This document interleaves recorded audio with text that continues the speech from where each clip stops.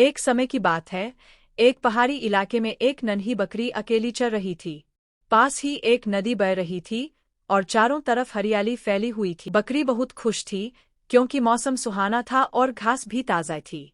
उसी जंगल में एक भूखा भेड़िया भी रहता था। वह कई दिनों से शिकार की तलाश में था। अचानक उसकी नज़र बकरी पर पड़ी।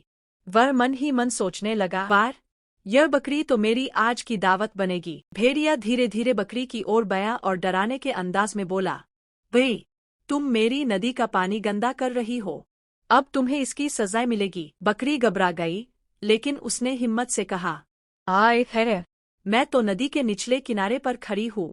आप तो ऊपर ऐज, मैं कैसे पानी गंदा कर सकती हूँ। भेड़िया झूठ पकड़ा गया, लेकिन उसने फिर बहाना बनाया। बकरी ने जवाब दिया, मैं तो अभी कुछ ही महीनों की हूँ, मैं पिछले साल थी ही नहीं। भेड़िया अब समझ गया कि उसकी बातों का कोई असर नहीं हो रहा, लेकिन वह तो बकरी को खाने का बहाना ढूंढ ही रहा था। तभी पास के खेतों से किसान की आवाज आई। वह अपने कुत्तों के साथ आ रहा था।